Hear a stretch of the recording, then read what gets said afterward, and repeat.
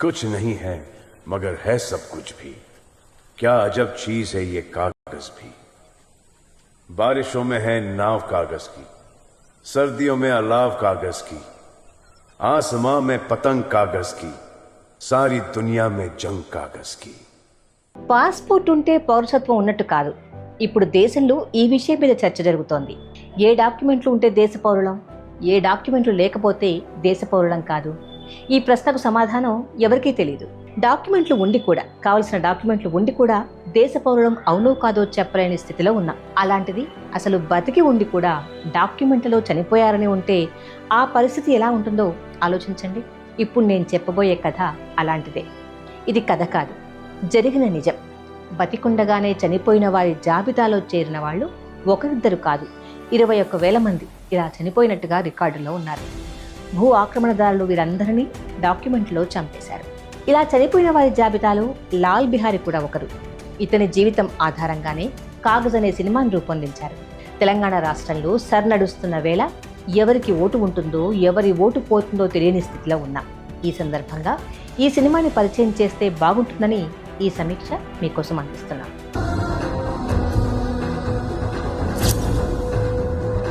ఇక సినిమా కథలోకి వెళ్దాం.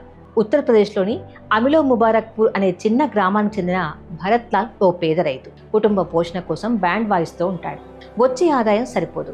ఆదాయం పెంచుకోవాలంటే కొంత డబ్బు కావాలి. అందుకని ఉమ్మడిలో ఉన్న వ్యవసాయ భూమిని అమ్మాలనుకుంటాడు. అప్పుడే తను రికార్డుల్లో చనిపోయినట్టు తెలుస్తుంది. వినడానికి ఆశ్చర్యంగా ఉన్నా జరిగిందదే. ఊర్లో ఉమ్మడి కుటుంబం లంచం ఇచ్చి భరత్ లాల్ చనిపోయినట్టుగా డాక్యుమెంట్లు సృష్టిస్తారు. గట్టిగా అడిగితే అతన్ని బెదిరించి ఇంట్లో నుండి బయటికి నెట్టేస్తారు. నేను బతికే ఉన్నాను మోర్రో అన్న అధికారులు పట్టించుకోరు.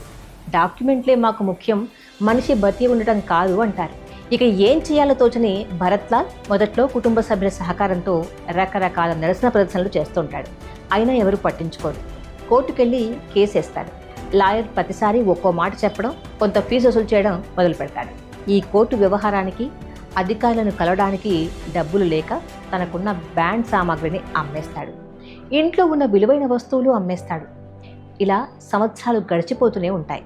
ఎలాగైనా పోలీసు రికార్డుల్లో తన పేరెక్కితే తాను బతికున్నట్టు రుజువవుతుందని రకరకాల ప్రయత్నాలు చేస్తుంటాడు.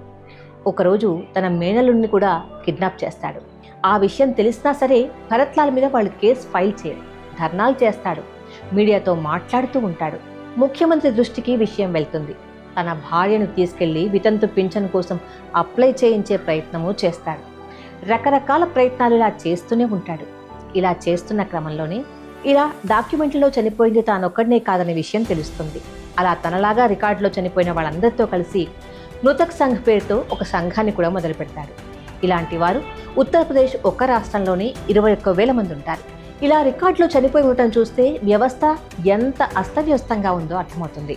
భరత్ లాల్ ఎలక్షన్లలో కూడా పోటీ చేస్తాడు. అది కూడా అప్పటి ప్రధానులు విపి సింగ్, రాజీవ్ గాంధీ మీద పోటీ చేయడం విశేషం. ఇది జాతీయ మీడియా దృష్టికి వెళ్తుంది. ఇలా తాను బతికే ఉన్నానని 18 ఏళ్ల పాటు పోరాటం చేస్తాడు. చివరికి శవయాత్ర కూడా చేయించుకుంటాడు. ఆ తర్వాత ఏం జరుగుతుందో తెలుసుకోవాలంటే సినిమా చూసి తీరాల్సిందే. చాలా చక్కగా చిత్రీకరించిన కాగజ్ సినిమాలో హాస్యం కూడా చక్కగా ఇమిడిపోయింది. భరత్ లాల్గా పంకజ్ త్రిపాఠి, అతని భార్యగా మోనాల్ గజ్జర్ చక్కగా నటించారు. ఇతర పాత్రల్లో అమర్ ఉపాధ్యాయ, టీనా ఆహుజా, లంకేష్ భరద్వాజ్ చక్కగా ఒదిగిపోయారు.